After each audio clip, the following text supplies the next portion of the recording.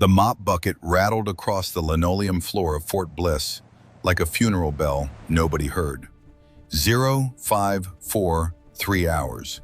The hallway stretched empty, fluorescent lights humming their eternal song of government efficiency and institutional indifference.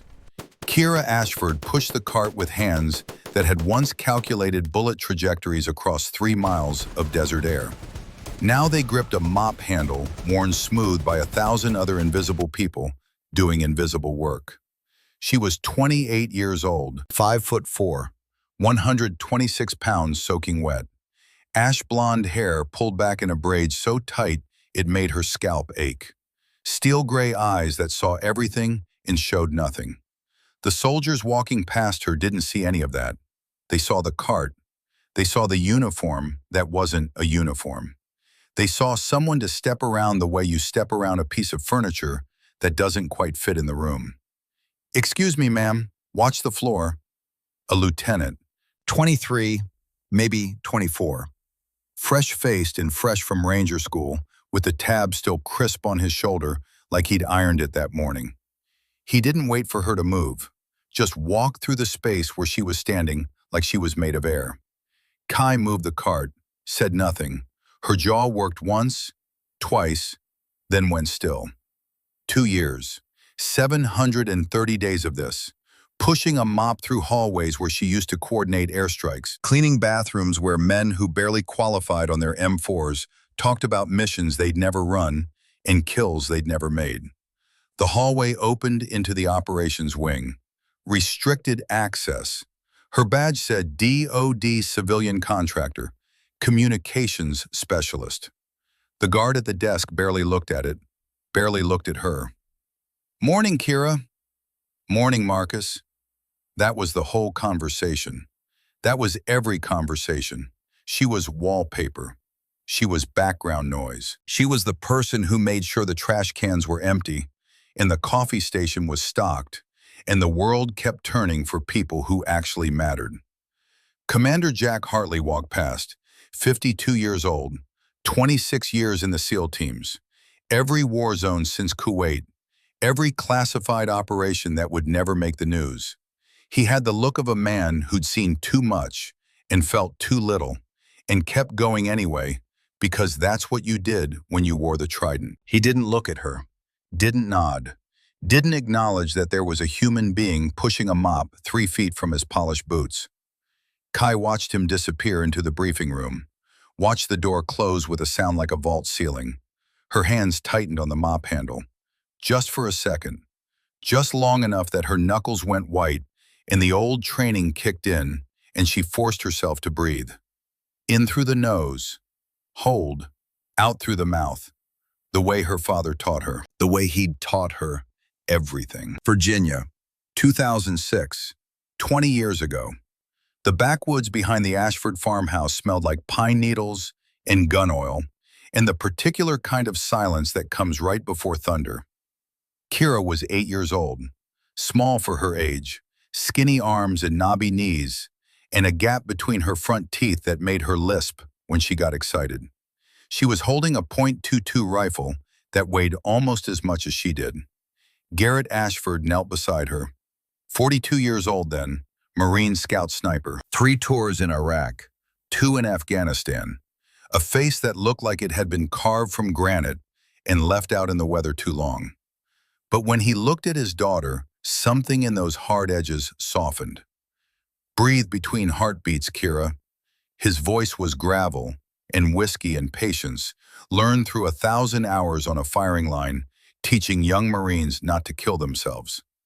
"I can't feel my heartbeat, Daddy." "Then you're not paying attention. Close your eyes." Kai closed her eyes. The rifle was heavy. Her arms were shaking. The tin can on the fence post 50 meters away might as well have been on the moon. "Listen, don't think, just listen." She listened, past the birdsong, past the wind in the pines, past her own breathing that sounded too loud, too fast, too desperate. And there it was. Thump, thump. Thump, thump. Her heart doing what hearts do, keeping time, keeping rhythm, keeping her alive. "Now breathe, Between the beats, find the space. Thump, thump. Inhale. Thump, thump. Hold. Thump, thump. Exhale. Find the space, Key. That's where the shot lives. She found it. That impossible pause between one heartbeat and the next.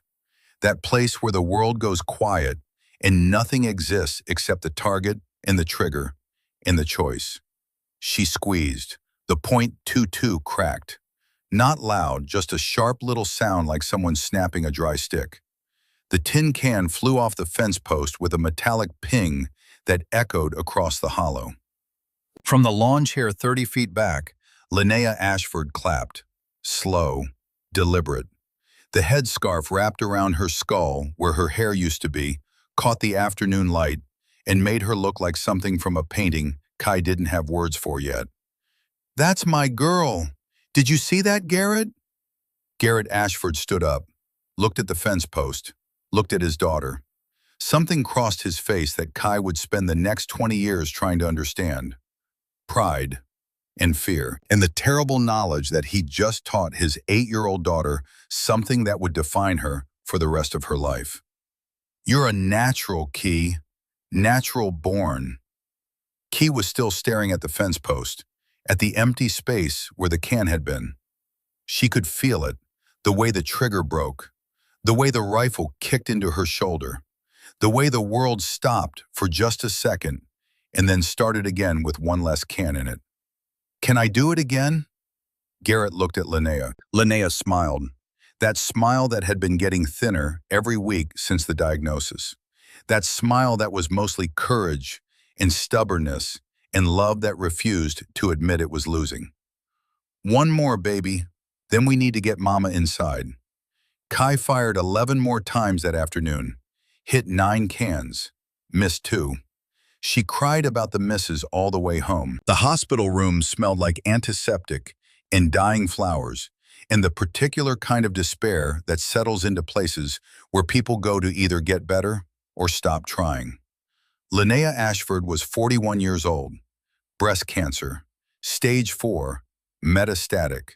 The kind of words doctors use when they're trying to sound clinical about something that's anything but. Kai sat in the chair beside the bed, 7 years old, still small, still skinny, still too young to understand why her mother's hand felt like paper and bones when she held it. "Be strong for Daddy, okay?" Linnea's voice was barely above a whisper. The morphine drip made everything soft and distant and wrong.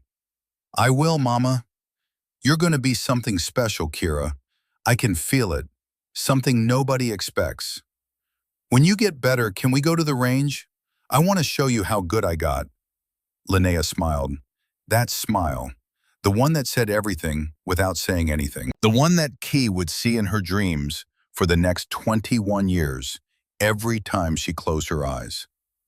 "I'd like that, baby. I'd like that very much."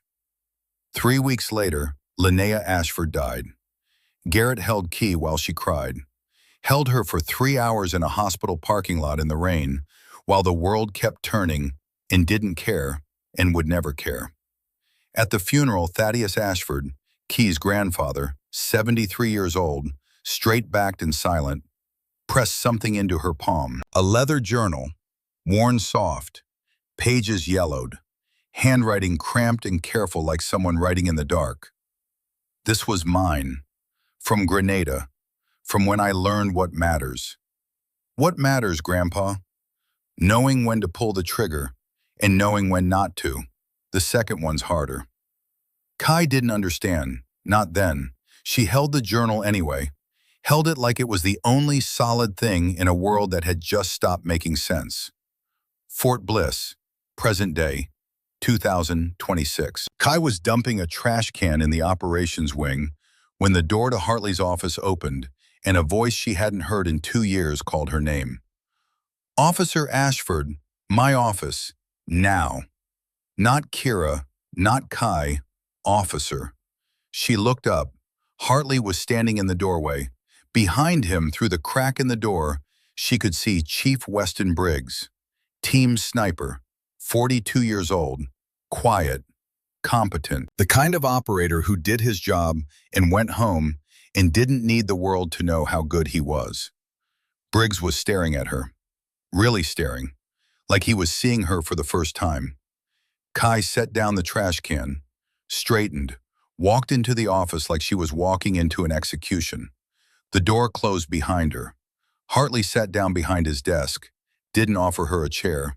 Briggs stayed standing, arms crossed, face unreadable. "How long have you been cleaning toilets at this base, Ashford?" 2 years, sir. "And before that?" "You know what I did before that, Commander." Hartley opened a file. Red stripe across the top. Classified.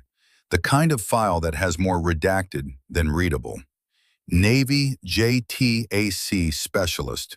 Joint Terminal Attack Controller. 3 deployments. Afghanistan, Iraq, Syria. 47 successful airstrikes coordinated. 0 friendly fire incidents. Until Helmand Province. August 2018. Operation Copper Dagger. Key's jaw tightened. She said nothing. "You called in coordinates for an airstrike on a Taliban compound. F-16 dropped 2 JDAMs. Building was leveled. 12 civilians killed. Women, children. The oldest was 14. "I gave the right coordinates, sir." "I know you did. The investigation cleared you. The coordinates were changed somewhere between your transmission and the pilot's targeting computer. But the optics said I killed 12 children, so I took the discharge. Voluntary separation. Honorable. End of story." "Not quite." Hartley pulled out another file. This one had no classification markings, just a name typed across the tab. Colonel Brennan Hale. Key's hands went still. That particular kind of still that comes right before violence or running, or the moment when you realize the world just shifted under your feet and there's no going back. "Officer Ashford, you're being reinstated to active duty, effective immediately. Full rank restoration.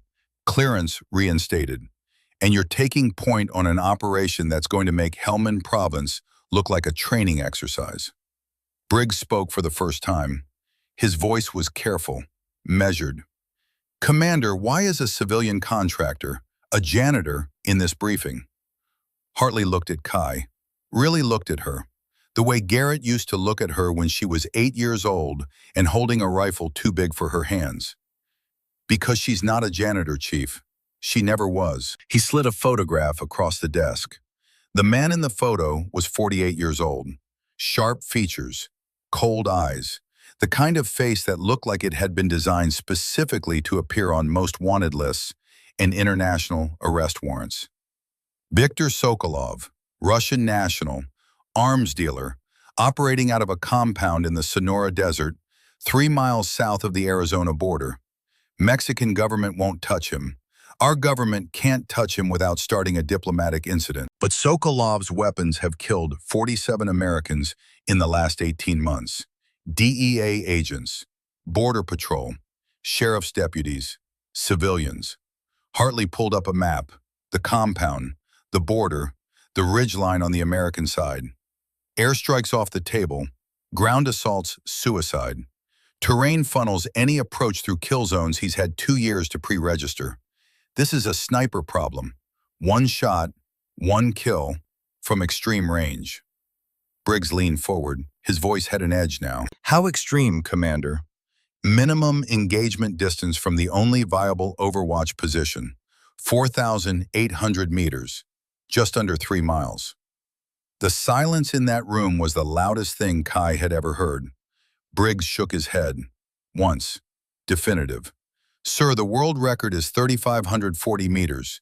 Canadian sniper, 2017. Perfect conditions, elevated position, stationary target, and every ballistics expert alive called it a miracle." You're asking for 1,260 meters beyond a miracle. That's not sniping. That's physics I can't calculate. "I know." "Then with respect, sir, I can't make that shot. Nobody can." Hartley's eyes shifted to Key. "Officer Ashford can."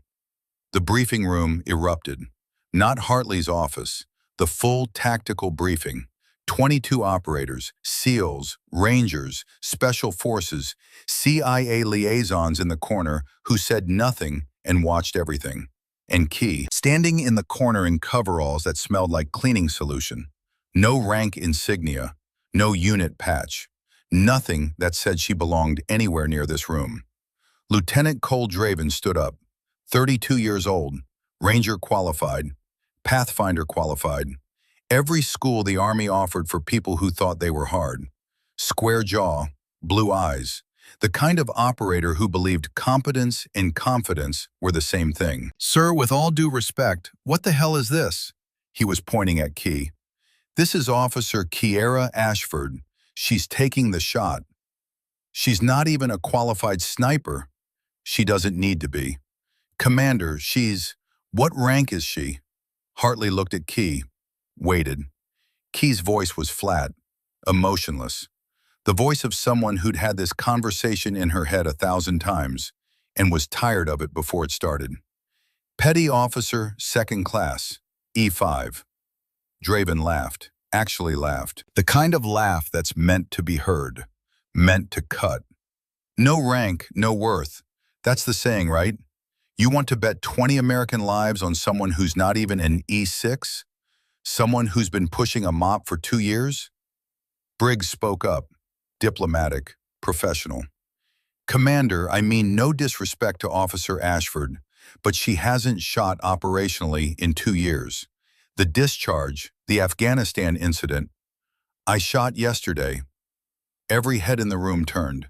Kai stepped forward, just one step. But something in the way she moved made the room go quiet. 2,100 meters, crosswind 14 miles per hour. Target was a steel silhouette at the North Range. Center mass, 1 round, cold bore. "I can show you the target if you want proof." Silence. Then Draven, sneering, "Prove it, right now. We'll go to the range. You make 1 shot at 2,000 meters, I'll shut up." Hartley stood up. "Range is already set up. 3 distances, 2,800, 3,400, 4,000 meters. Combat conditions, variable wind, 5 shots total. You make all 5, Ashford. You're on the mission." Kai looked at him, held his gaze. "I'll make them. We'll see." The range at Fort Bliss stretched across high desert that looked like Mars if Mars had lizards, and a horizon that shimmered with heat even at dawn. The targets were steel silhouettes, man-sized, painted white so the spotters could see the hits. 22 operators lined the observation area. Briggs was on the spotting scope. Draven stood beside him with binoculars and an expression that said he'd already written the ending to this story. Kai knelt behind the firing line, alone. The rifle in her hands was a Shytac M200 Intervention, chambered in .408, 30-pound custom build that didn't exist in any military inventory on Earth. Scope was Schmidt and Bender. Bipod was Harris. Every component had been selected, tested, modified by hands that had been dead for 7 years. Thaddeus Ashford built this rifle in 1985, used it in competitions, used it to teach, left it to Garrett when he died. Garrett left it to Kai. The leather journal was in her cargo pocket, pressed against her thigh. She could feel it with every breath. Target 1, 2,800 meters. Wind is 12 miles per hour, left to right. Temperature 86 degrees. Humidity 31%. Briggs's voice was professional, clinical. No emotion, no judgment, just data. Kai settled behind the rifle, cheek to stock, eye to scope. The world collapsed into a single circle of glass. Through the scope, the target looked small, distant, impossible. She ran the numbers in her head. Bullet drop at 2,800 meters with .408 Shytac, 48.2 MOA. Wind drift at 12 miles per hour, 16.7 MOA. Coriolis effect, 1.8 MOA left. Spin drift, 0.9 MOA right. Her grandfather taught her this. Her father drilled it. She could do it in her sleep, but her hands were shaking. Not much, just a tremor, the kind of thing nobody else would see, but she could feel it. In her fingers, in her breathing, in the way the crosshairs wouldn't quite settle. Fear lives in your hands, Kira, she heard Garrett's voice. 20 years old, fresh as yesterday. Then let it live there. Don't fight it. Fear means you care. Key inhaled, held, found the space between heartbeats. Squeezed. The Shytac roared. Not loud like a .50 caliber, just a sharp crack that echoed across the desert and came back changed. 3 seconds of flight time. Through the spotting scope, Briggs watched the bullet arc, watched it climb, watched it start to fall. It hit the dirt 8 inches right of the target. Dust kicked up. The steel stayed silent. Miss. 8 inches right of center. Draven's voice carried across the observation area. Called it. Send her back to sanitation duty where she belongs. Kai pulled back from the scope, looked at her hands. They were shaking harder now. The miss had made it worse. She closed her eyes, tried to breathe, tried to find that space again. Briggs walked over, knelt beside her, quiet, so nobody else could hear. Ashford, your hands. I know. What's wrong? I don't know. The calculation was perfect. The wind was steady. She stopped, opened her eyes, looked at him. I can't miss again. If I miss again, I'm done. Then don't miss. It wasn't sympathy. It wasn't encouragement. It was just a statement of fact. The way you'd tell someone the sky is blue or water is wet. Kai looked back at the target, at the empty space where her bullet should have hit. And for the first time in 2 years, she let herself remember Afghanistan. Helmand Province, August 2018. Kai was 20 years old. The radio crackled in her ear, static, in breathing, and the sound of men trying not to die. Whiskey 3-6, this is Anvil 1-1. We are taking effective fire from Compound 379er. Request immediate air support. How copy? Kai was lying on a rooftop 200 meters away. JTAC specialist. Her job was to talk to the pilots, talk to the ground teams, make sure the bombs fell on the right buildings. She had the compound in her optics. 2-story structure, concrete, flat roof, armed men visible on the upper level, muzzle flashes, the geometry of violence drawn in tracers and smoke. Anvil 1-1, Whiskey 3-6, copy all, I have eyes on, stand by for coordinates. She ran the numbers. GPS, laser designator, cross-reference with the map, triple check because you always triple check. Viper 2-3, Whiskey 3-6, target coordinates, November 7, 245, Echo 3189er. Danger close. Troops in contact within 200 meters. Confirm, read back. The pilot's voice was calm, professional, the voice of someone who'd done this 100 times. Whiskey 3-6, Viper 2-3, read back, November 7, 245, Echo 3189er. Danger close confirmed. Weapons hot, 30 seconds. Kai watched through the optics, watched the F-16 come in low and fast, watched the JDAM separate from the hardpoint, watched it fall. For one beautiful, terrible second, she thought everything was going to be okay. Then the bomb hit the building next door. Not the compound, the school. The explosion was white light and black smoke, and the sound of the world ending. The building collapsed, not slowly, not dramatically, just gone. 1 second it was there, the next it was rubble and dust and screaming. Kai was screaming into the radio, "Abort! Abort! Abort! Wrong building! Wrong!" But it was already too late. The second JDAM hit 10 seconds later. Same building, same mistake. 12 people died. 10 children, 2 teachers. The oldest was 14, the youngest was 6. Key vomited on that rooftop, vomited until there was nothing left. until her body was trying to expel something that couldn't be expelled. The investigation took 3 weeks. They pulled the data, checked the coordinates, ran the numbers backward and forward and sideways. Key's coordinates were perfect. But somewhere between her transmission and the pilot's computer, they changed. One number, one digit. Enough to move the impact point 50 meters to the left. She was cleared. Officially. The report said equipment malfunction, signal interference, bad luck. But the photos existed. The bodies existed. The families existed. And Key existed with the knowledge that her voice, her words, her calculations had sent those bombs into that building, even if her hands were clean. She requested discharge 3 months later. Voluntary separation. Honorable. Garrett tried to talk her out of it, tried to tell her it wasn't her fault. But Kai knew better. Knew that fault and responsibility aren't the same thing. Knew that she could be blameless and still carry the weight. So she left, and she became invisible. And she spent 2 years pushing a mop through hallways where people who'd never made a mistake could walk past her without seeing. Fort Bliss Range, present day. Kai opened her eyes. The memory faded. The desert came back. The target was still there. The rifle was still in her hands. She looked down at those hands, still shaking. Then she whispered something so quiet even Briggs couldn't hear it. "Mom, if you're watching, help me find the space."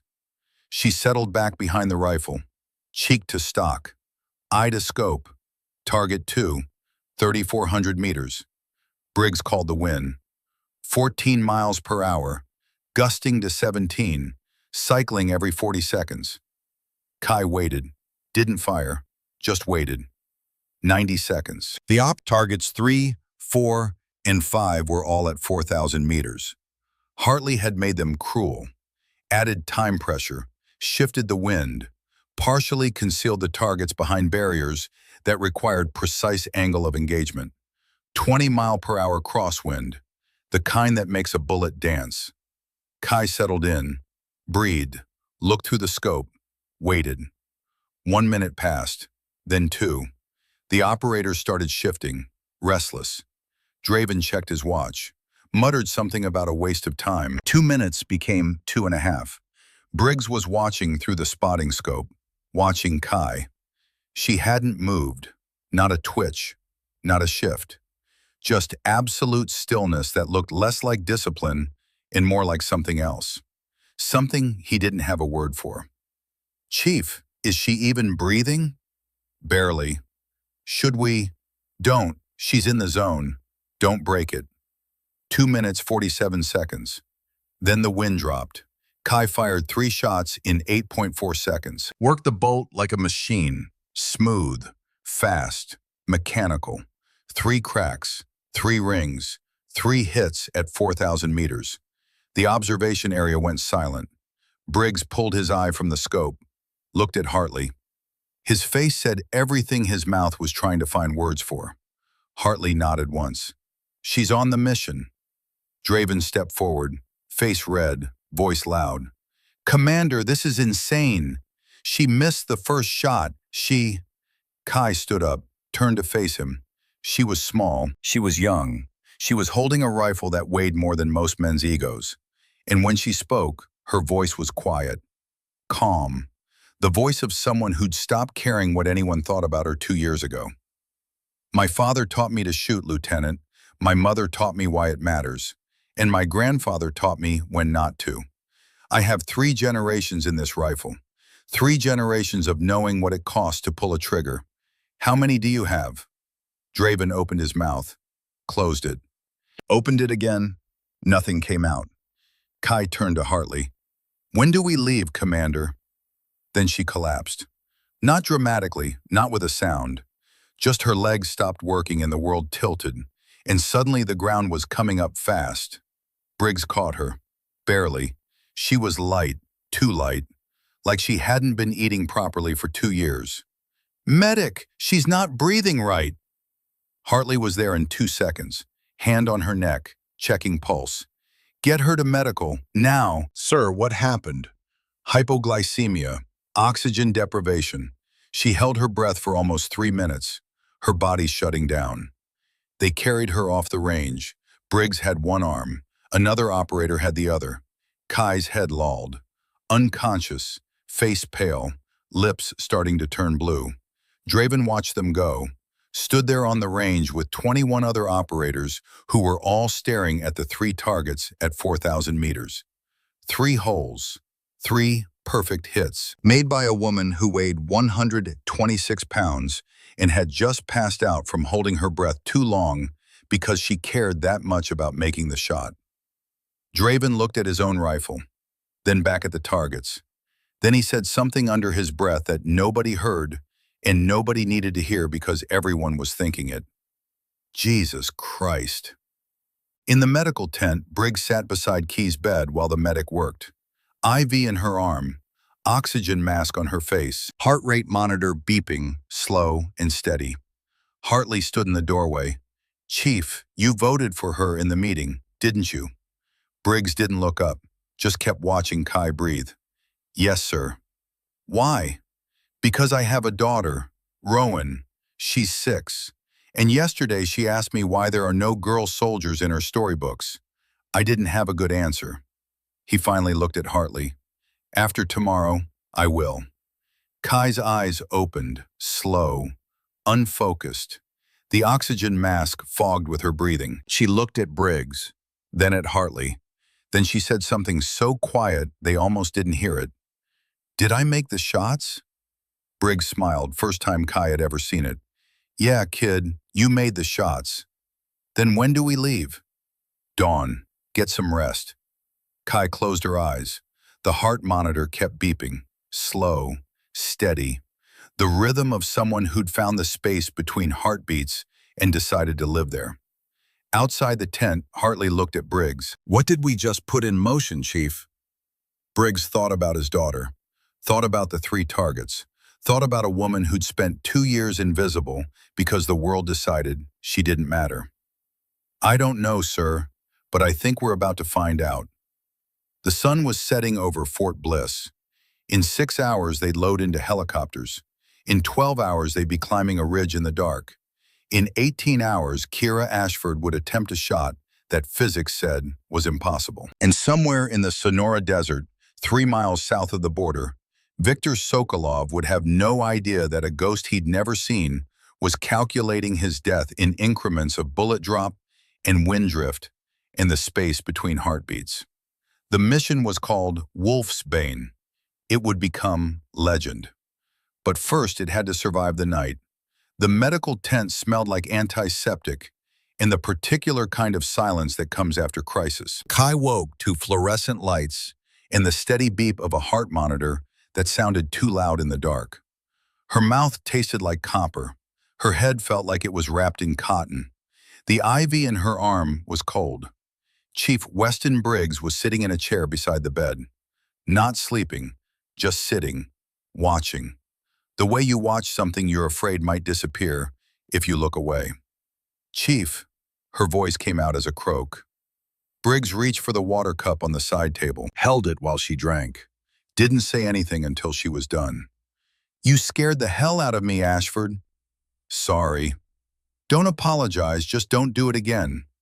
Kai tried to sit up. The world tilted. Briggs put a hand on her shoulder. Gentle, firm. "Easy. The doc said you need at least 4 hours before you're cleared for movement." "We don't have 4 hours." "Mission's not until dawn. We have time." Kai looked at him. Really looked. Weston Briggs was 42 years old, built like a man who'd spent 20 years carrying heavy things up mountains. Face weathered by sun and wind and the weight of decisions that didn't come with good options. Brown eyes that had seen too much and still managed to look kind.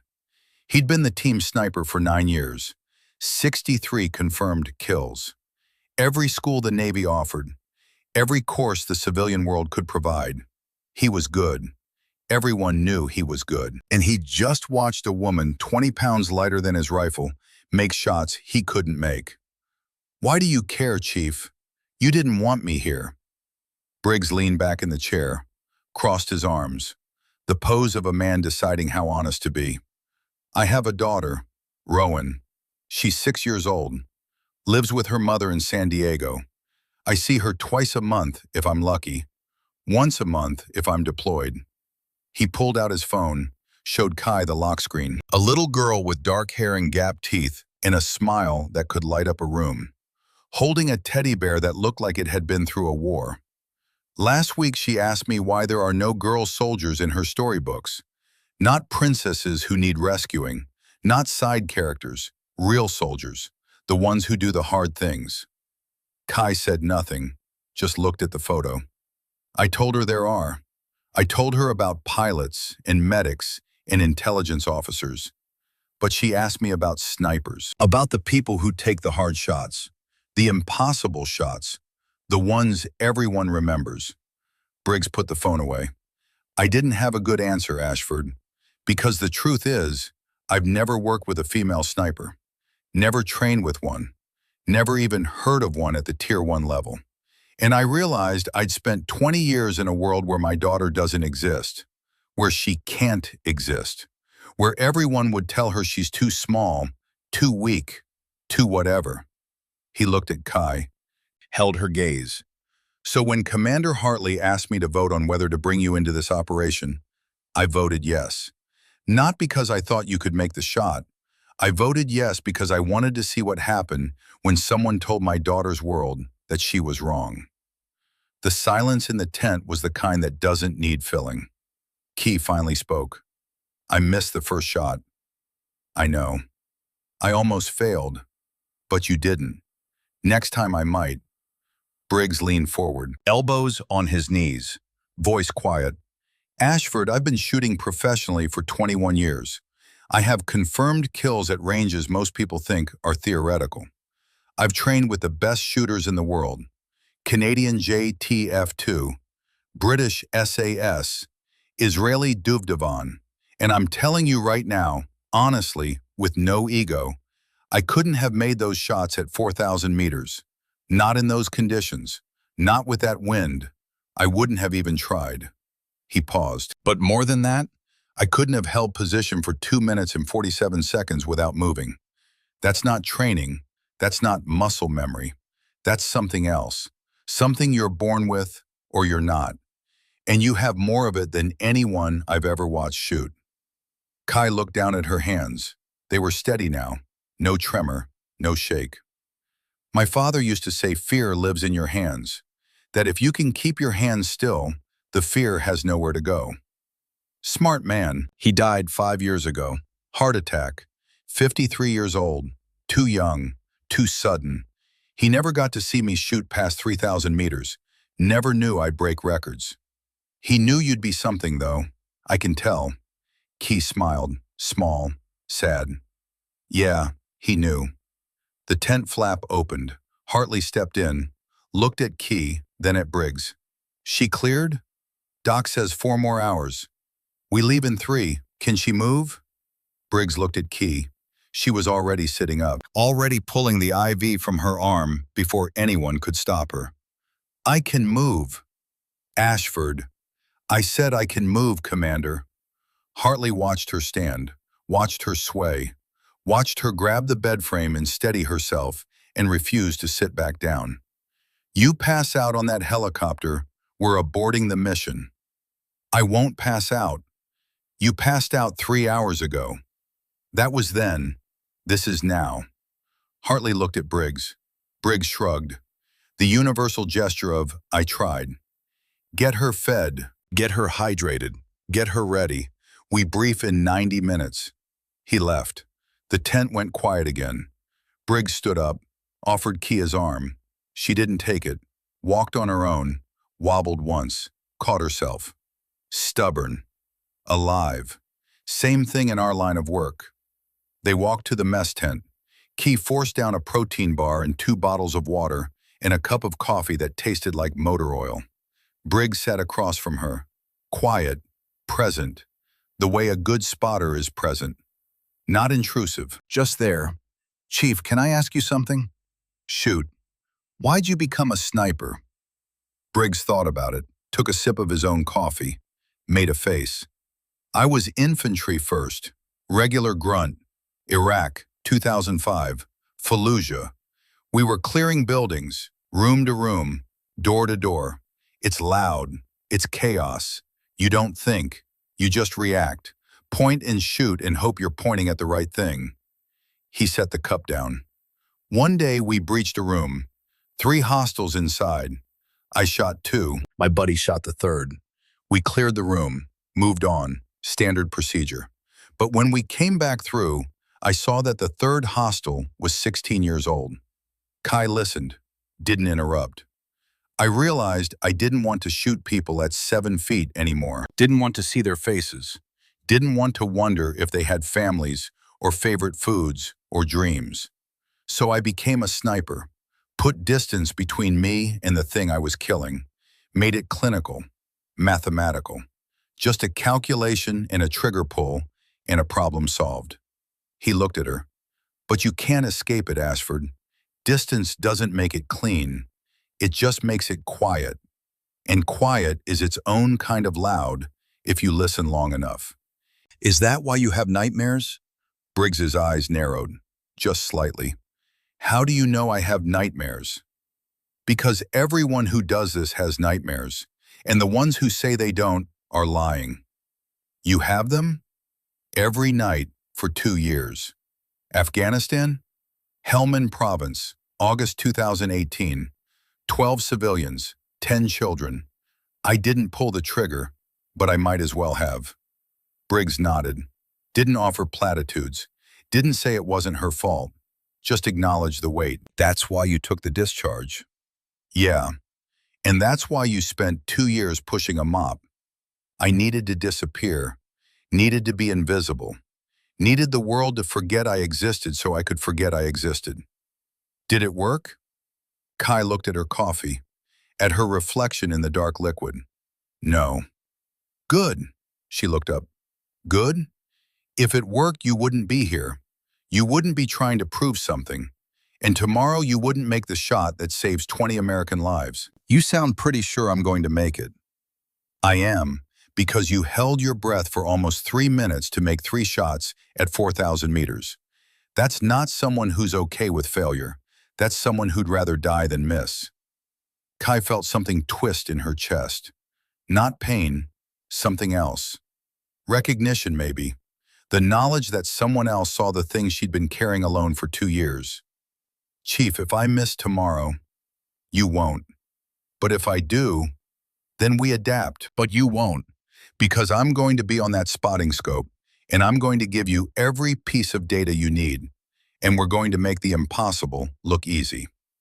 He stood up, offered his hand. Partners? Kai looked at the hand, looked at Briggs, then she took it. Partners. The briefing room was packed, 22 operators, full tactical kit, game faces on. This was the real thing now. No more qualification shoots, no more proving ground, just the mission and the weight of what failure meant. Hartley stood at the front, behind him a map of the Arizona-Mexico border, the ridge, the compound, the distance between them marked in red. Operation Wolfsbane. Here's what we know. Viktor Sokolov is operating from a fortified compound in the Sonora Desert, 3 miles south of the border. He supplied weapons to 3 different cartels. 47 Americans dead in 18 months. DEA agents, Border Patrol, sheriff's deputies, civilians caught in crossfire. Mexican government won't touch him because he's paying them not to. Our government can't go in without violating sovereignty, so we're doing this the quiet way. He pointed to the ridge on the map. Overwatch position here, 4,847 meters from the compound's rooftop where Sokolov makes his daily satellite calls.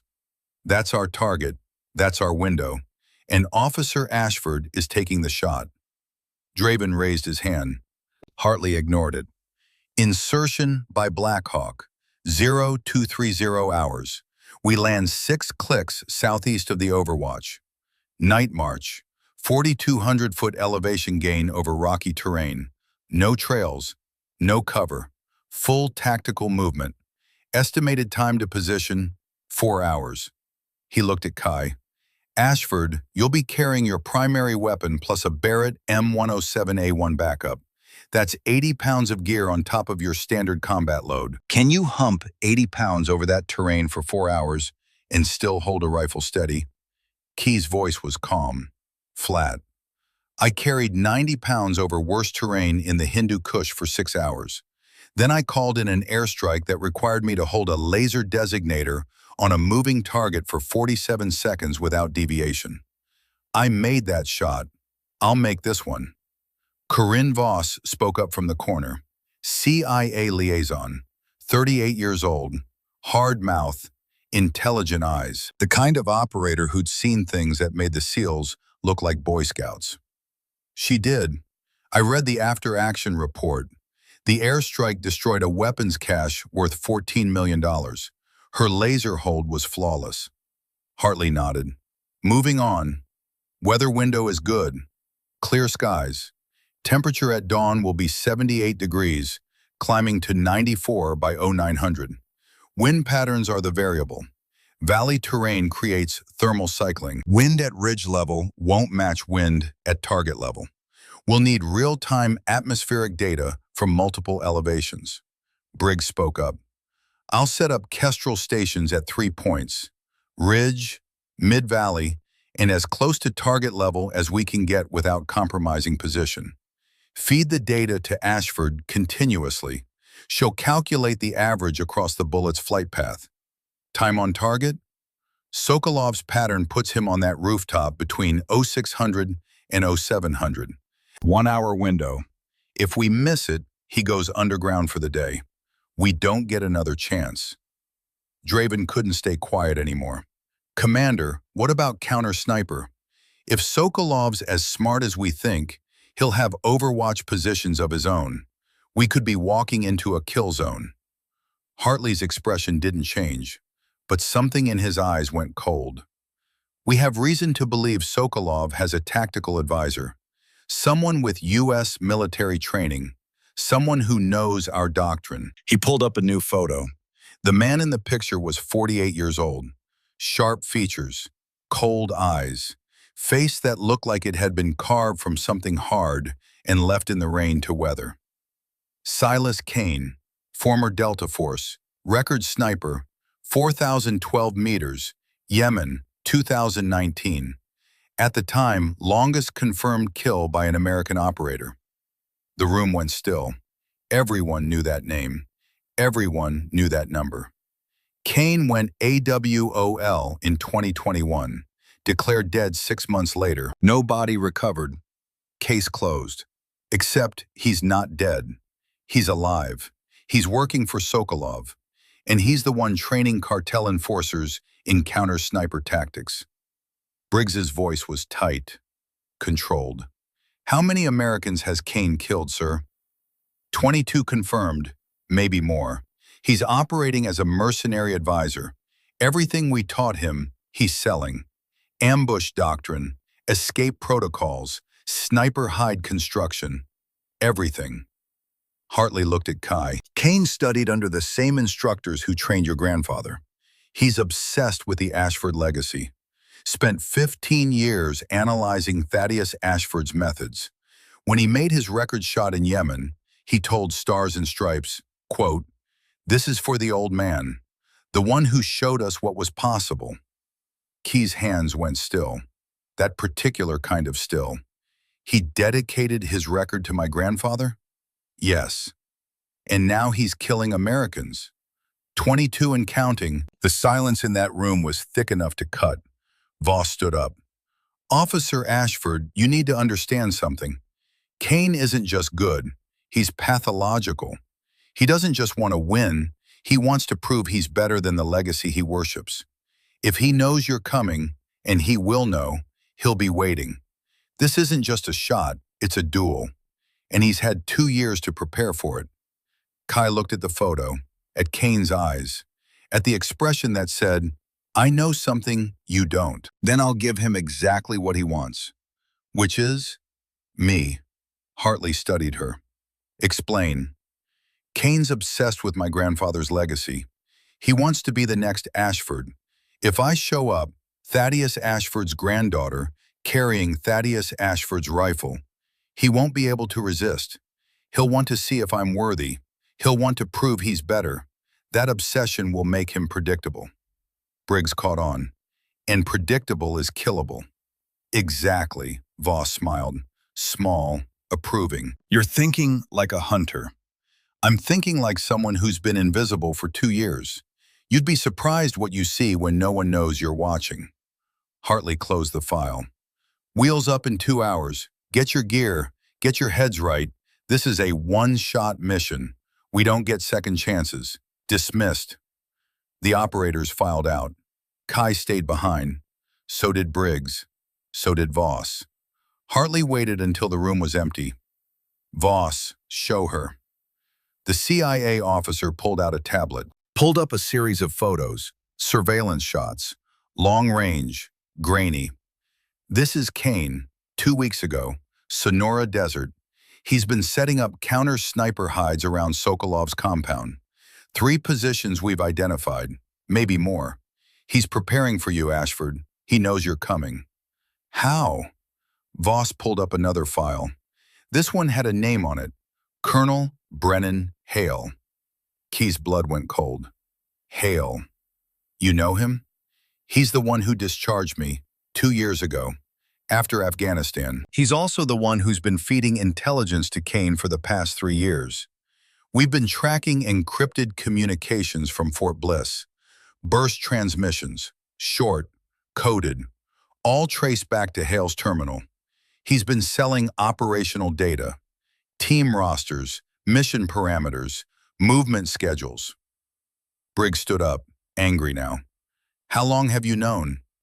72 hours. We've been building the case. Didn't want to move until we had ironclad proof. But this morning, we intercepted a transmission. Hale sent Kane your full team roster, including Ashford's reinstatement. Kane knows she's coming. Kane's been waiting for her. Kai looked at the photo of Hale. 58 years old, silver hair, career officer, decorated, respected. The kind of man who collected medals like trophies and wore his uniform like armor.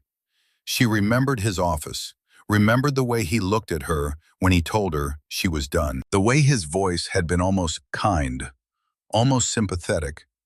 Perception is reality, Officer Ashford. You're a liability.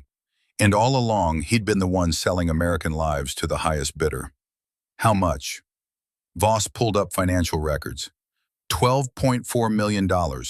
Cayman Islands, 2 accounts. Swiss Bank, 1 account. All traced back to shell companies that lead to Kane's network. 63 Americans dead over 3 years. Hale fed Kane the intel. Kane fed it to the cartels. The cartels executed. Hale got paid. 63. 63. Kai looked at Hartley. And you're still letting him walk around the base? We're letting him think he's safe. The moment he realizes Kane's dead, he'll run.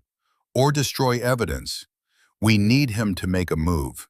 Need him to access accounts, contact handlers, do something that gives us the whole network. You're using him as bait. We're using him as a thread. Pull it right, the whole thing unravels. Kai thought about that. Thought about Hale sitting in his office, drinking coffee, going through reports, living his life while 63 families buried people who trusted that the men above them were on their side. When this is over, I want to be there when you take him down. Done. Briggs was quiet, processing. Then he looked at Kai. Ashford, if Hale told Kane you're coming, Kane knows everything. Your capabilities, your training, your grandfather's methods. He'll anticipate your setup position, your approach angle, your wind corrections. He'll know how you think. I know. So how do we beat him? Kai picked up the photo of Kane, stared at those cold eyes. By doing something he doesn't expect. Which is? She set the photo down, looked at both of them. I don't know yet, but I have 4 hours to figure it out. The helicopters lifted off at 0230 hours. 2 Black Hawks, 12 operators each, flying low and dark over desert that looked like the surface of an alien planet through night vision goggles. Key sat in the back of the lead bird, the Shy-Tac case across her lap, the Barrett broken down in a pack at her feet. 83 pounds of gear, every ounce accounted for, every item necessary. Briggs sat beside her, not talking, just present, the way he'd been present since the medical tent, the way good partners are. Across from them, Draven sat with his arms crossed, staring at, just looked at him until he understood that apologies don't erase the weight of words. They just acknowledge it. Don't apologize to me, Lieutenant. Apologize to every woman you doubted before me, then make sure you never doubt another one. Draven nodded, sat back, said something else that got lost in the noise. But Kai saw his face change, saw something shift. The way the world shifts when you realize the story you've been telling yourself isn't true and never was. The helicopter put them down 6 kilometers from the Overwatch position. The rotors kicked up dust and noise and chaos. Then the birds lifted off and the desert went silent. 22 operators, moving through darkness, no lights, no sound, just the crunch of boots on rock and the particular kind of focus that comes when failure means death. Key moved near the middle of the formation, Briggs just ahead. The weight on her back was already making her shoulders burn. 4 hours of this, 4,200 feet of elevation gain, terrain that didn't care if you were qualified or ready or brave. 30 minutes in, her quads started screaming. 60 minutes in, her lower back felt like someone was twisting a knife into her spine. 90 minutes in, she started to wonder if she'd make it. Briggs fell back beside her. Didn't say anything, just matched her pace. Stayed close enough that if she stumbled, he'd catch her. At 2 hours, he spoke. Quiet, just for her. You good? I'll be good when I'm behind the rifle. That's not what I asked. I know, but that's the answer. Briggs reached over, took the Barrett pack off her shoulders, added it to his own load. Chief, that's another 26 pounds. I know what it weighs. I'll carry it. You focus on getting to that ridge. That's not fair to you. Fair doesn't matter. Mission success matters. And mission success requires you functional when we reach that hide. So I'm carrying the Barrett, non-negotiable. Kai wanted to argue, wanted to prove she could do it herself. But her body was already at its limit. Pride wouldn't carry her up this mountain. Partnership would. Thank you. Don't thank me yet.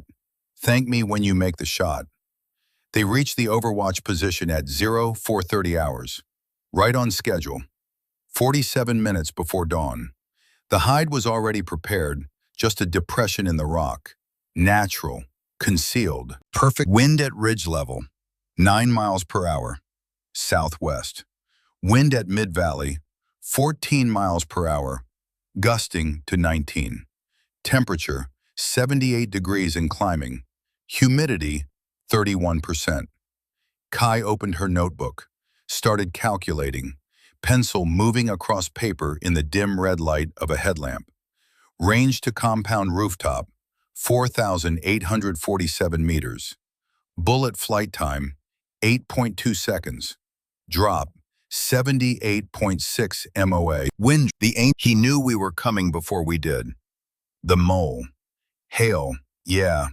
Kai scanned the valley through the scope, not looking for Sokolov now, looking for glass, looking for the telltale glint that gives away a sniper hide, looking for the mistake that Kane wouldn't make unless he wanted to be found. There, southeast ridge, adjacent to the compound, elevated position, angle that most counter-sniper teams would overlook because it required a brutal climb and offered limited egress. Approximately 5,200 meters from us, maybe more. Briggs's breathing changed, just slightly. 5,200. Ashford, the Barrett might reach that far, but accuracy at that range with a 50 cal, I know. Let me worry about the Barrett. You worry about the primary target. Briggs looked at her, really looked, trying to decide if she was serious or crazy or both. You're planning to take 2 shots, 4,847 meters for Sokolov, then transition to the Barrett and engage Kane at 5,200. Yes, that's not a plan, that's suicide. That's mathematics. The transition alone, you're talking about dropping the shy tack, grabbing the Barrett, acquiring a target at over 3 miles, and firing. All while Kane has 8.2 seconds to line up a shot on you while your primary round is in flight. He'll see your muzzle flash. He'll know your exact position. The second you fire that shy tack, you're exposed. I know. So how? 4 seconds. What? I need to transition and fire the Barrett within 4 seconds of the primary shot, before Kane can shift from observer to shooter, before he can adjust his position, before he realizes what's happening. Briggs shook his head. 4 seconds to switch weapons, acquire a target at 5,200 meters, and fire. Ashford, that's 3.8 seconds if I don't breathe. I've practiced this. When? Kai looked at him, her gray eyes catching the first hint of dawn creeping over the ridge. Every night for 2 years. The abandoned range, north side of Fort Bliss. While everyone thought I was pushing a mop, I was drilling transitions. Shy tack to Barrett, Barrett to shy tack. Over and over. 1,000 repetitions, maybe more. Briggs stared at her. You've been training for this moment since the day Hale discharged you. Since the day I realized I'd have to prove the world wrong, or die trying. Briggs looked back through the spotting scope, at the compound, at the ridge where Kane was hiding, at the impossible geometry of a mission that required 2 miracles in the span of 12 seconds. Then he started laughing. Quiet. The kind of laugh that sounds like it hurts. What's funny? I just realized Kane has no idea what's about to hit him. He's expecting Thaddeus Ashford's granddaughter to follow Thaddeus Ashford's playbook. Patient, methodical, 1 shot, 1 kill, then exfiltrate. And? You're not following the playbook, you're rewriting it. Kai settled behind the shy tack. Position the Barrett within arm's reach. Safety off. Scope preset to approximate range and elevation for Kane's hide. The calculations were rougher, less precise. At 5,200 meters with a 50 caliber round, she'd be working at the ragged edge of the cartridge's capability. But edge cases were where legends lived. Dawn was 23 minutes away. Somewhere in the valley, Viktor Sokolov was waking up, drinking coffee, checking his phone, going about his morning with no idea that his life was being measured in minutes, in MOA. And somewhere on the southeast ridge, Silas Kane was watching through his scope, waiting, calculating, thinking about a legacy he'd worshipped for 20 years and was about to claim as his own. The wind gusted, died, gusted again. Kai whispered something so quiet Briggs almost didn't hear it. Mom, Dad, Grandpa Thad, this one's for all of you. Then she closed her eyes and started counting heartbeats. The longest 12 seconds in military history were 23 minutes away. Dawn broke over the Sonora Desert like a blade cutting through fabric. First light hit the eastern ridge and spilled down into the valley where the compound sat, like a tumor growing in healthy tissue. Kai watched it through the scope, watched the shadows retreat, watched the world go from gray to gold, watched the heat shimmer start to build even though the sun was barely above the horizon. The mirage would be brutal by 0700. Already she could see it rippling across the valley floor, bending light, bending reality. At 4,847 meters, a 2-degree temperature shift could push her round 4 inches off target. 4 inches at that range was the difference between a confirmed kill and a war crime trial. Briggs's voice was barely above a breath. Kestrel reading, wind at ridge level, 9 miles per hour southwest. Mid-valley, 14 gusting to 19.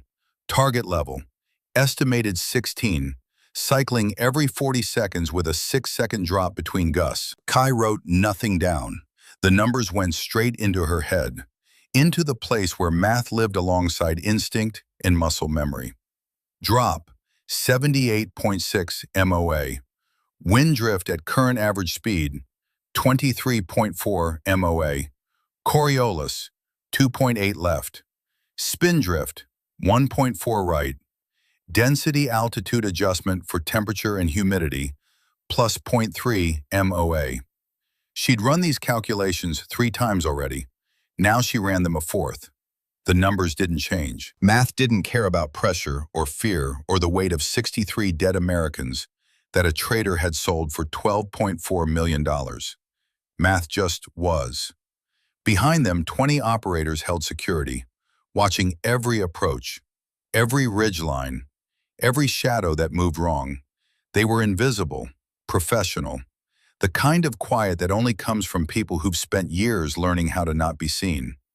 But Key knew they were watching her too, wondering, calculating their own odds based on a woman who weighed 126 pounds and was about to attempt something that physics said was impossible. 0547, 13 minutes until Sokolov's established pattern put him on that rooftop. Key's heart rate was 54 beats per minute. She'd trained it down over years, taught her body that stillness wasn't the absence of action, but the highest form of it. The way her grandfather taught her father, the way her father taught her, the way she'd teach others if she survived the next hour. Hartley's voice crackled in her earpiece, low, controlled. Overwatch, this is Hawk. Thermal shows movement inside the compound. Multiple signatures. Something's happening. Kai didn't respond, didn't need to. She was already watching. Through the scope, the compound's rooftop was empty. But below in the courtyard, she could see shadows moving, people gathering. The geometry of human shapes that didn't yet know they were being measured for death. 0558. The door opened. Viktor Sokolov stepped onto the rooftop like a man who believed God was his bodyguard. 48 years old, thin face, wire-rimmed glasses that caught the morning light. He carried a satellite phone in one hand and a cup of coffee in the other. Walked to the edge of the rooftop, looked out over his kingdom, had no idea he was standing in a coffin. Primary target confirmed. Positive ID on Sokolov. Briggs's voice was steady, professional. The voice of a man who'd done this 100 times and knew that emotion got people killed. You have authorization to engage, Ashford. Send it. Kai's finger moved to the trigger, found the familiar curve, the 5 pounds of pressure that separated before from after.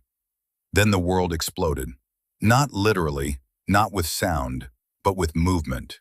With the crack of a rifle that wasn't hers echoing across the valley like a door slamming in an empty house. Rock fragments erupted 6 inches from Briggs's spotting scope. He threw himself sideways, swearing. Contact! Sniper fire! Southeast ridge! Another crack. Another impact.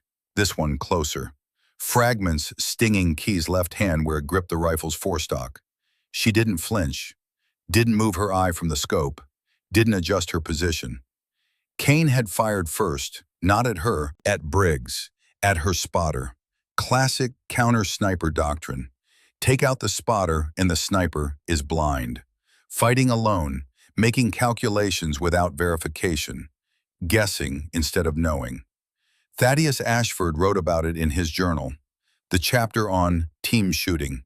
The value of the man behind the scope versus the man looking through it. How killing the spotter was often more valuable than killing the shooter. Kane had learned that lesson well. Chief, you hit? Negative. Miss by inches. He's adjusting. Move to position Bravo. Briggs grabbed the spotting scope, rolled, belly crawling to the secondary position they'd prepared 15 meters north. Training and repetition taking over where thought would be too slow. Another crack. Another impact where Briggs had been 3 seconds ago. Kane was good. Better than good. He was shooting at over 5,000 meters and placing rounds within a foot of a moving target. That wasn't luck. That was skill that came from 10,000 hours of practice and the kind of obsession that made normal people nervous. Key kept her eye on the scope, kept her crosshairs on Sokolov. The Russian hadn't moved, hadn't reacted. The shots were too far away, the sound too distant. He had no idea a war was happening 3 miles to the north. "Chief, I need you back on the scope." Briggs had reached position Bravo, was setting up the spotting scope, breathing hard but controlled. "I'm on, but if he fires again, he won't. Not yet." "How do you know?" "Because he's watching me now. He wants to see the shot. He wants to know if I'm worthy." Briggs looked at her through the spotting scope, saw her position, saw the way she hadn't moved, hadn't flinched, had stayed on target through 3 rounds of counter-sniper fire that would have made most operators break and relocate. "How do you know that?" "Because it's what my grandfather would do." Kane isn't just using Ashford tactics. He's living inside Ashford's head. And right now, inside that head, the only thing that matters is watching the next generation prove itself. Kai settled the crosshairs on Sokolov's chest. Center mass. At 4,847 meters, a headshot was ego. Center mass was certainty. The difference between a confirmed kill and a Hollywood fantasy. Wind check. 16 miles per hour, gusting to 22, cycling every 6 minutes. I'm seeing a calm window in approximately 90 seconds. 90 seconds. Kai began the countdown, not with numbers, with heartbeats. Thump, thump. 88 seconds. Thump, thump. 86 seconds. Each one steady, each one measured, each one bringing her closer to the moment when everything would change or nothing would matter. Briggs's voice came softer now, different. "Ashford, Chief, whatever happens in the next 2 minutes, it's been an honor spotting for you. Save the eulogy. We're both walking off this ridge." "Copy that." 60 seconds. The wind gusted, died, gusted again. Kai watched the mirage through the scope, the shimmer that told her things the Kestrel couldn't. The speed of the shimmer revealed wind velocity at ground level. The direction revealed wind angle. Reading mirage was art. Her grandfather taught her using candles on a kitchen table and an oscillating fan. You don't read the wind, Kira. You read what the wind does to the world. The wind is invisible. Its effects are not. 30 seconds. Her breathing slowed to almost nothing. Heart rate dropped to 51. The crosshairs floated on Sokolov's chest like they were painted there. Like they'd always been there.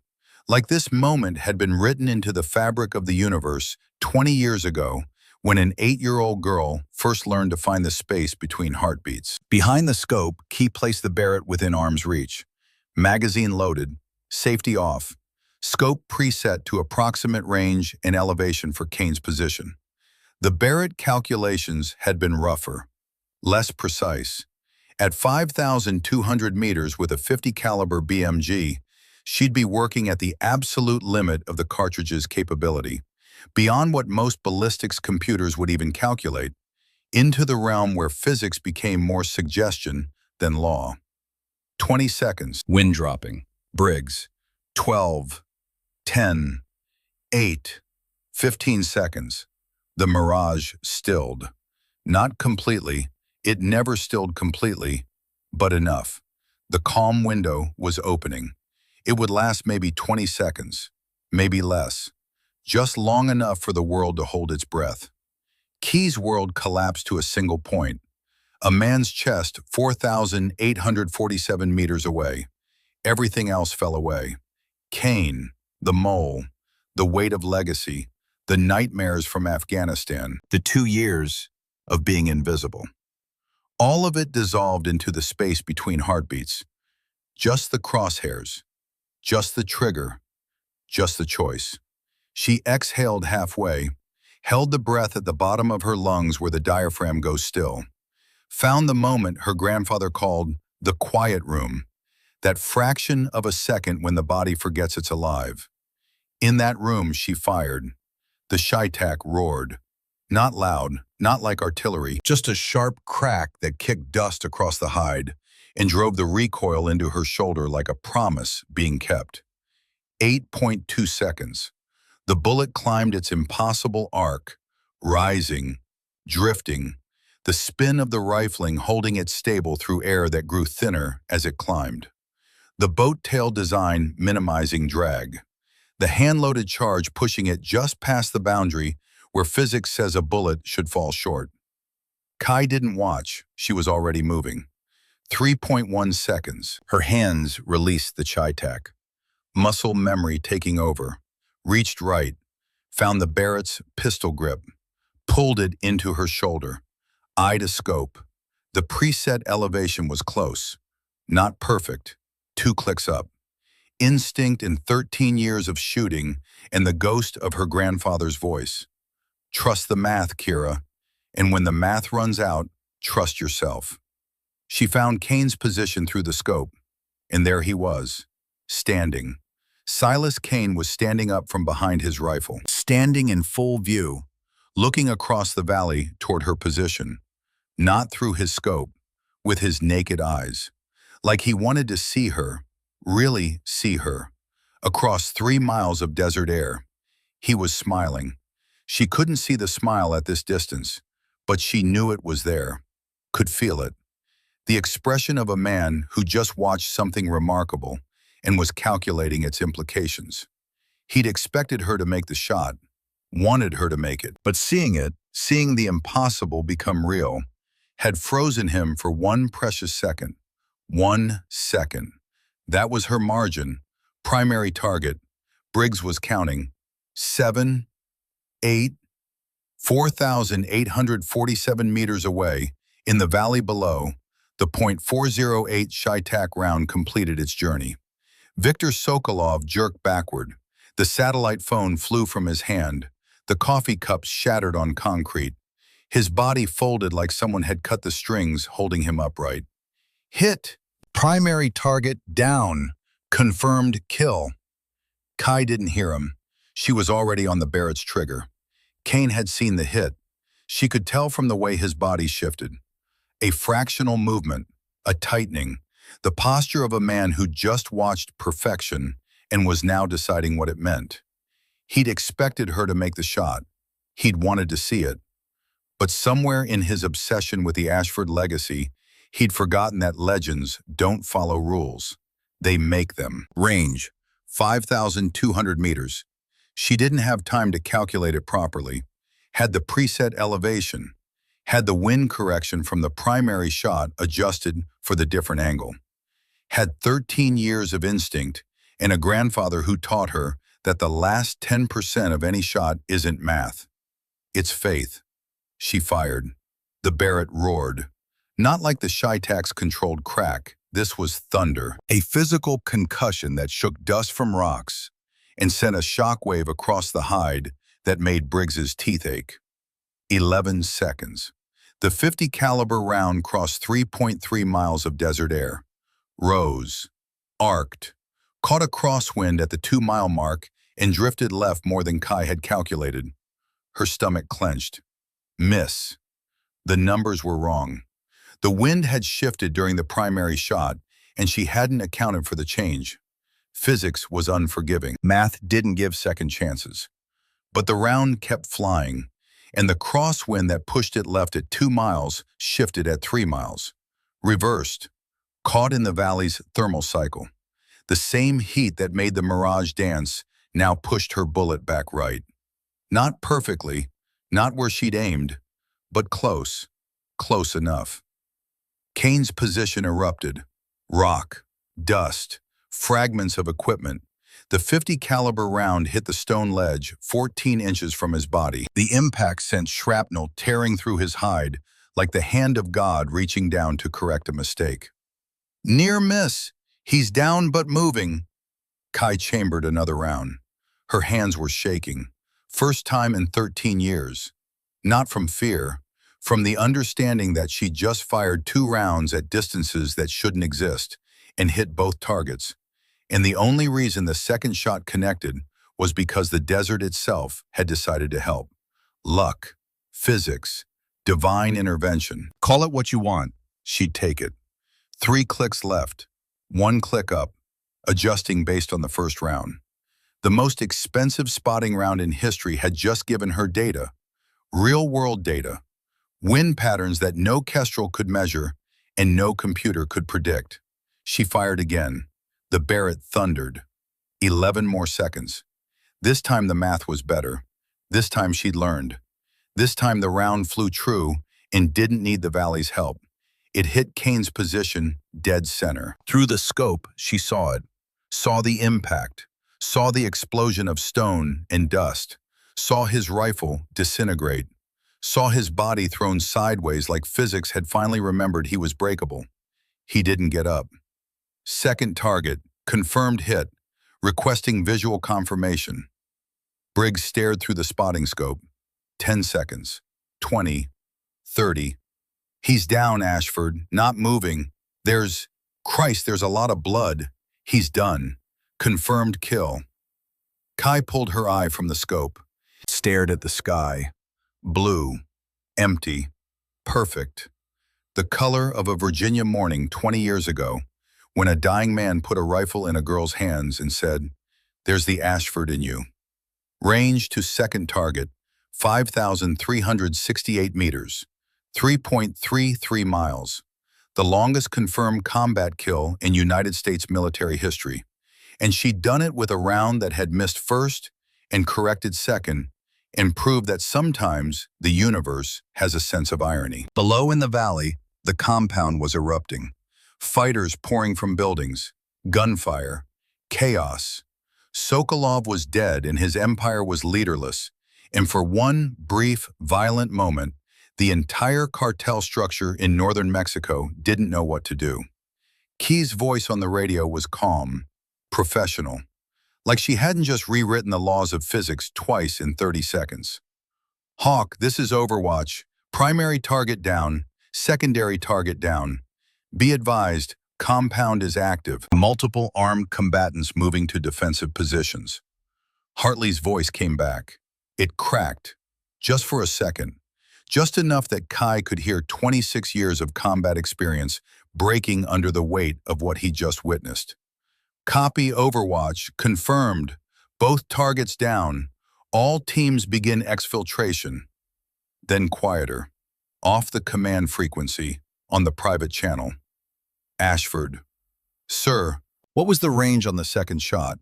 5,368 meters, sir." Dead silence. 5 full seconds. "Say again."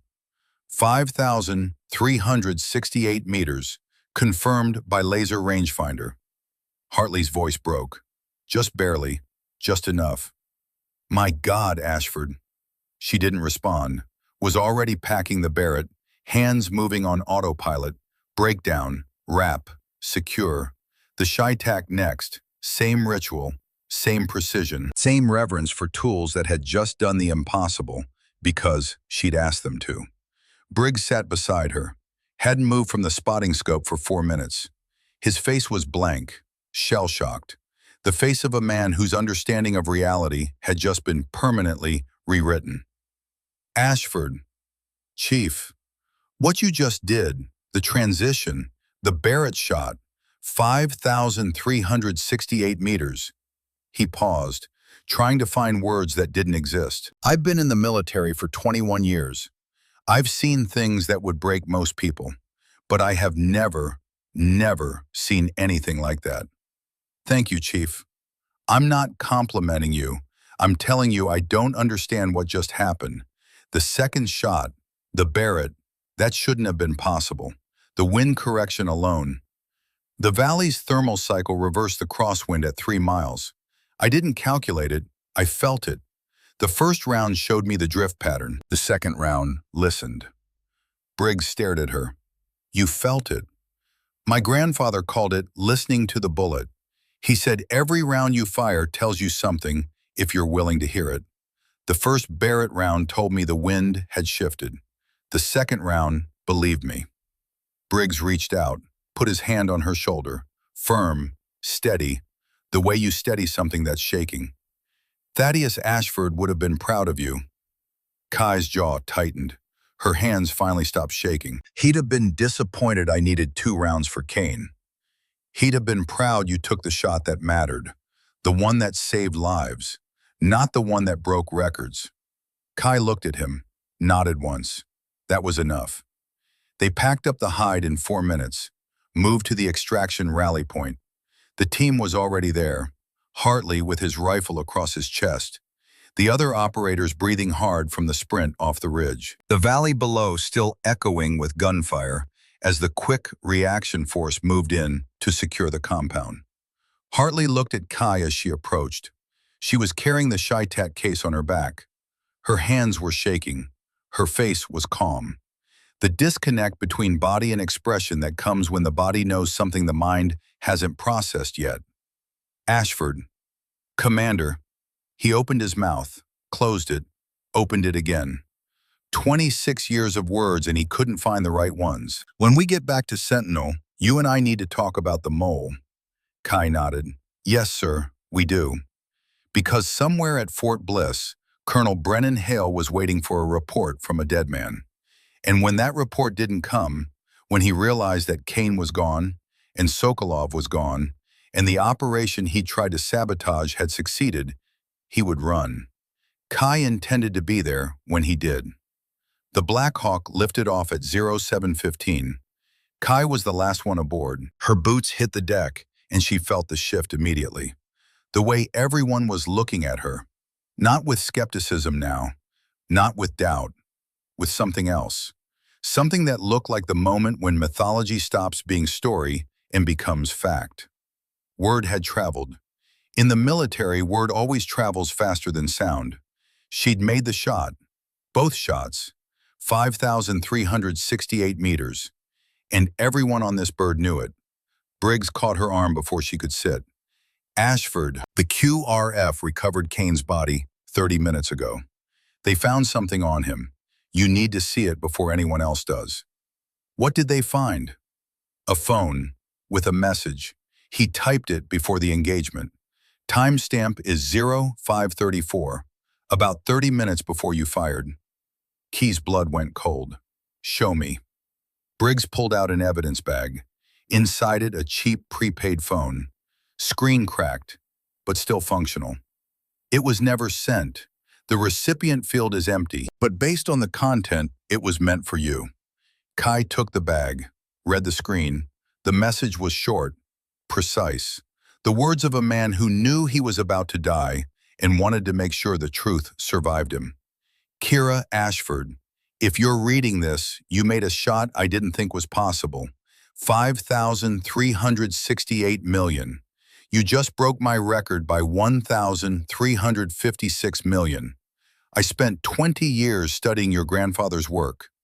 Thaddeus Ashford shaped everything I became, but I never understood what made him legendary. It wasn't the distance, it was the judgment. The mole at Fort Bliss isn't Briggs. They suspect him.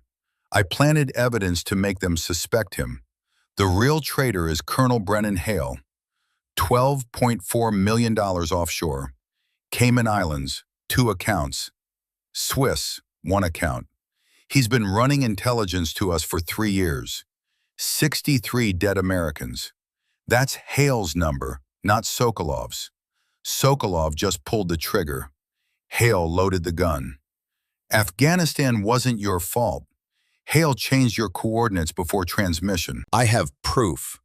Account, Zeta_Wolf_92. Password, Ashford_legacy. You're the true heir to Thaddeus Ashford's legacy. Your grandfather would be proud. Not of the distance, of the choice. Silas Kane. Kai read it twice, then a third time. Her hands were steady now. The shaking had stopped, replaced by something colder, something that looked like absolute clarity. Afghanistan. Briggs nodded. He's saying Hale changed your coordinates, that the 12 dead civilians were Hale's doing, not yours. And he has proof. In an encrypted account. We've already accessed it. Kane wasn't lying. There are communication logs, data intercepts, everything we need to prove Hale altered your transmission in 2018. He's been dirty for at least 5 years, maybe longer. Kai closed her eyes, felt something break loose inside her chest. Not relief, not vindication, something heavier. The knowledge that she'd spent 2 years carrying guilt for something that had been taken from her and weaponized by a man who wore the same uniform. How many people know about this message? Right now? You, me, Hartley, and Voss. CIA wants to keep it compartmented until we have Hale in custody. When are they moving on him? Briggs checked his watch. Should be happening right now. Fort Bliss, Operations Center, 10:23 hours. Colonel Brennan Hale was sitting at his terminal, reading reports, drinking coffee, looking like every other officer in the room. Professional, composed. The mask of a man who'd spent 5 years lying so well, he'd started to believe his own story. Then a junior intelligence analyst walked in and said to his colleague, loud enough for the room to hear, "Did you hear? The QRF pulled a body off the southeast ridge. American. Former Delta. Names being held, but apparently he'd been working with cartels for years." The analyst didn't know Hale was listening, but Hale was always listening. His hands stopped moving, just for a second, fingers hovering above the keyboard. Then he resumed typing, casually, normally, but his face had changed, the color draining in a wave, forehead first, then cheeks, then lips. Blood retreating from the surface the way an animal's blood retreats when it senses a predator. Survival reflex, ancient, uncontrollable. Corinne Voss was watching from the observation post 300 meters away. Thermal imaging, facial recognition, heart rate monitoring through micro-vibration analysis. She saw it all. He knows. Clock's ticking. Hale lasted until 11:47, 1 hour and 24 minutes of sitting at his desk, typing reports, drinking coffee, performing the theater of normalcy while his world collapsed. Then he stood up, told the duty officer he was taking lunch, walked out of the operations center, didn't go to the mess hall, went to his quarters, locked the door. The surveillance team watching the exterior saw lights go on, then off, then on again. Voss's tech team reported activity on Hale's personal laptop, encrypted browser, financial platform based in Zurich. He's checking accounts, confirming the money's still there. Next step, he'll try to move it. And after that, he runs. Hartley's voice on the command net. All units, target is moving to communications building. Prepare for breach. But then Key's voice cut in. Calm, precise. Wait, let him get inside. Let him start the transmission. Every second he's on that terminal is evidence. Another connection we can trace. Another name in the network. Voss stared at her comm unit. How does she know we have the terminal isolated? Briggs's voice quiet. Because she asked my tech team to set it up 2 hours ago while you were watching the financial platforms. Voss let out a breath that was almost a laugh. Who the hell is she? She's a JTAC, ma'am. We coordinate. It's what we do. Hale entered the communications building at 14:34. Kai gave him 3 minutes. 3 minutes to sit down, log in, begin typing. 3 minutes to believe he was sending a desperate final message to handlers who would never receive it. Then she picked up the radio. Open channel, the one that reached every operator on the base. Colonel Hale. Through the monitoring equipment, she heard his breathing change. Sharp, fast, the sound of a man addressed by a ghost. Colonel Hale, this is Officer Kira Ashford. I know you can hear me. Silence. 10 seconds. Then his voice, trying and failing to sound steady. Ashford, what are you? I'm in the middle of a classified communication. This channel is... There's no communication, Colonel. Your terminal has been isolated for 2 hours. Nothing you've typed has left this base. The sound of a man's world ending. Not with a bang, with a click. I know what you did, Colonel. Kane told me everything. The 12.4 million, the offshore accounts, the 3 years of intelligence you've been selling, the 63 Americans who died because you traded their lives for money. Silence. Long, thick, the kind that fills a room like water filling a sinking ship. Then Hale's voice, broken now, the mask gone. You don't understand, Ashford. They had leverage, gambling debts, photographs. I got in too deep with the wrong people. By the time I realized what was happening, you had a choice, Colonel. Every single day for 3 years. Every time you logged into that terminal and typed coordinates you knew would be used to kill American soldiers. You chose. Every day for 3 years. Key's hand tightened on the radio. Her voice didn't change, but inside her, something shifted. The same thing that had shifted when she'd pulled the trigger on Kane. Not anger, something colder, more precise. My grandfather chose mercy for a scared teenager who deserved a chance to live. You chose profit while soldiers bled out in ambushes you arranged. You sat in that operations center and drank your coffee and read your reports and went to sleep at night knowing the intelligence you sold had put Americans in body bags.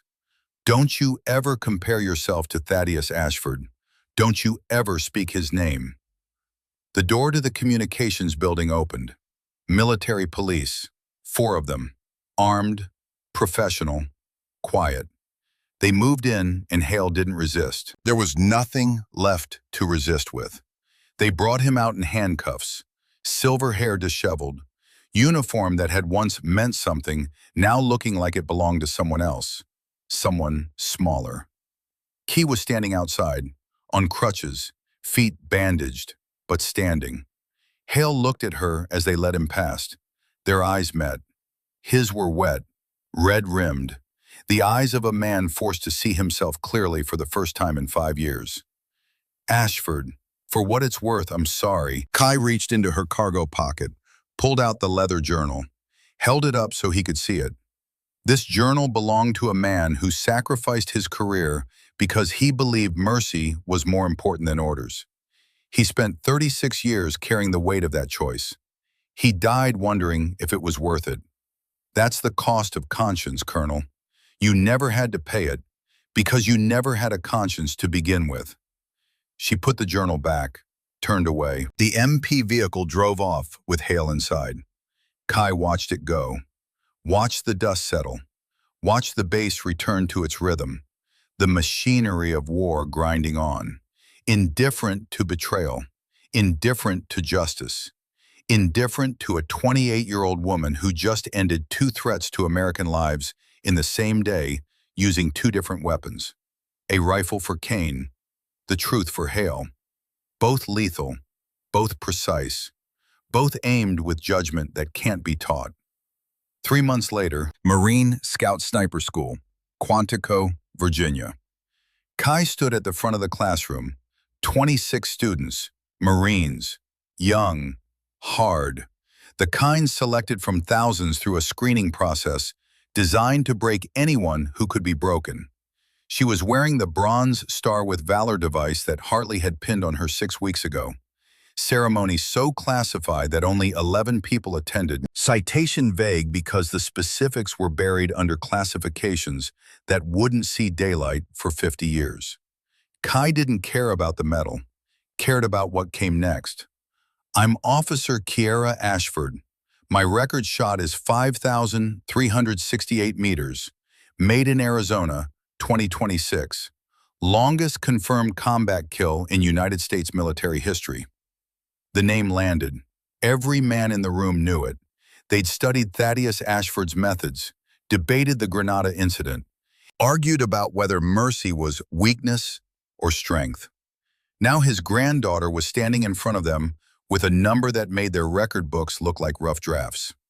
That's not why you should listen to me. She pulled out the journal, held it up. My grandfather's record was 800 meters, Grenada, 1983. But his most important shot was the one he didn't take, the one that cost him his career and gave him a legacy worth more than any medal. She opened the journal, found the page without looking. January 22nd, 1983, 3 weeks before his court-martial. The hardest shot isn't the longest one. It's knowing when the trigger should stay still. A hand went up, front row, young Marine, square jaw, intense eyes. Ma'am, you took the shot, multiple shots. You killed 2 targets at distances that shouldn't be possible. How does knowing when not to shoot apply to what you did? Kai set the journal down, looked at the Marine. What's your name? Lance Corporal Ethan Dalton, ma'am. Corporal Dalton, let me tell you about the man I killed at 5,368 meters. His name was Silas Kane, former Delta Force, one of the greatest snipers this country ever produced. Record kill before mine, 4,012 meters. He dedicated that shot to my grandfather's memory. She paused. Kane spent 20 years studying Thaddeus Ashford. He wanted to be the next Ashford. When the military refused to recognize his record, classified it, buried it, he decided that if America wouldn't honor him, someone else would. He sold everything he knew to cartels.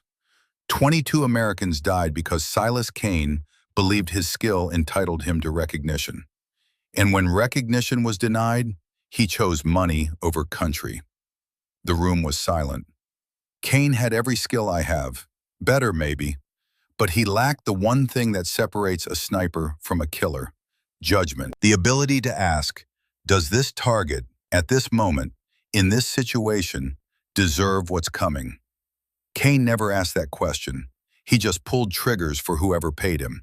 Skill without judgment made him the most dangerous traitor this country has produced in a generation. She picked up the journal again. Over the next 12 weeks, I will teach you to shoot further than you think possible.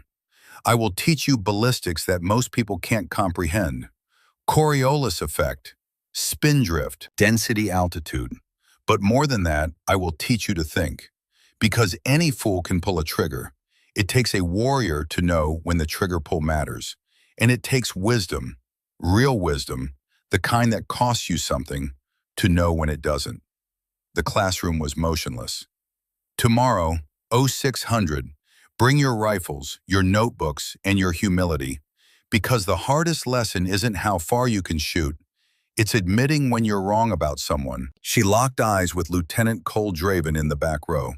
He'd enrolled in the course 3 weeks after the mission, requested it specifically, told his command he needed to learn from someone who'd proven him wrong. After class, Briggs was waiting outside. He'd transferred to Quantico 2 months ago. Instructor position, same as Kai, teaching the next generation what it meant to be patient, precise, professional. Kai, need to show you something. He pulled out a birth certificate, recent, hospital seal still fresh. My wife had the baby last week, a girl. He turned the certificate so Key could see the name. Kira Linnea Briggs. Key's breath caught. Not a sob, just the sudden understanding that sometimes the world gives back more than it takes. She traced the letters with one finger. The ink was still fresh enough to smudge slightly. Kira, Linnea, 2 names that meant 2 women who'd believed in her when the world said she didn't matter. Wes, when she's old enough to ask why you named her that, I'll tell her the truth, that her namesake made a shot everyone said was impossible, then made an even harder shot 3 seconds later, and the hardest shot of all 3 months after that. What was the 3rd shot? Standing in front of a classroom and teaching men who doubted her. That's the one that changes the world, Kai. Not the bullet, the lesson. Kai's eyes filled. First tears in 3 months. Since the mission. Since the nightmares. Since the 3 weeks of PTSD and weight loss. And the kidney damage that still made her pee blood some mornings. She'd lost 11 pounds. Grade 3 frostbite on both feet. 3 weeks of nightmares where she saw her mother's face instead of Kane's. Physical therapy. Mental therapy. The slow, grinding work of putting a body and mind back together after asking them to do the impossible. But standing here, looking at a birth certificate with her name and her mother's name written in careful block letters, this felt like the first moment since the mission when she could breathe without it hurting. Thank you, Wes. Thank you for showing my daughters that the word impossible is just the world admitting it hasn't met them yet. That afternoon, Key walked to the range. 2,000 meters. Not the longest shot, not the hardest, just a clean one. Her grandfather's comfortable distance, the range where Thaddeus Ashford had learned what it meant to hold a life in the space between heartbeats.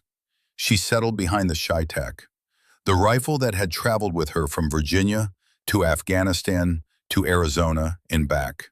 The rifle that had made the impossible routine and routine legendary. Breathing slowed, heart rate dropped. 52, 51. The crosshairs found the target the way they always found the target, not through effort, through surrender, through the stillness her grandfather taught in a pond 20 years ago. In the silence before the shot, she heard him. Not memory, something deeper, something that lived in the leather of the journal, in the steel of the rifle, in the blood that ran through her veins. You understand now, Kira. It was never about the distance. It was always about the choice. She smiled. First real smile in 3 months. Squeezed. The rifle spoke. That familiar sound. A door closing at the end of a long hallway. The round crossed 2,000 meters of Virginia air and found the target. Dead center. Clean. Absolute. Behind her, 26 students had returned, drawn by the sound, standing on the firing line watching. They'd heard the shot from the barracks and come running, drawn by something they couldn't name but recognized anyway. Draven was at the front of the group, not in the back row anymore, not hiding. He was holding a notebook, the same kind Key carried. Pages already filled with notes from her lectures, calculations in the margins, questions underlined twice. He met her eyes, held them, then did something Key hadn't seen him do since the qualification shoot. He saluted her. Not the quick, perfunctory salute you give a superior officer. The kind you give someone who changed the way you see the world. Slow, deliberate, holding it until Key acknowledged it. She returned it, just as slow, just as deliberate. When he dropped his hand, he said something quiet, just loud enough for the students nearest him to hear. I told my sister about you yesterday. She's 17, wants to enlist. I told her if anyone ever says she can't do something because she's a girl, tell them about Officer Ashford. Tell them about 5,368 meters, then prove them wrong the way you did. Kai's throat tightened. She nodded once. Make sure she knows it wasn't the distance that mattered, Lieutenant. I will, ma'am, every day. Kai stood, slung the Shitak across her back, turned to face all of them. 26 faces. Young, hard, hungry, ready. The next generation of warriors who would carry forward a legacy that started in a jungle in Grenada and ended on a ridge in Arizona and would continue long after Kai was gone. She walked toward them, the journal against her thigh, the rifle across her back, the bronze star on her chest, the scars on her feet hidden by boots, but present nonetheless. Reminders that excellence always costs, that the impossible always demands payment, that legends are built from pain and precision and the willingness to pay prices that lesser people refuse. Tomorrow, she said, 0600, we begin. The sun set over Quantico, golden light spilling across the ranges where Carlos Hathcock and Chuck Mulwhiney and Jim Land had walked before, where ghosts of legends watched new legends being born. And somewhere in the fading light, the space between heartbeats grew just a little bit wider. Just enough for a woman who weighed 126 pounds to prove that physics bends when courage demands it.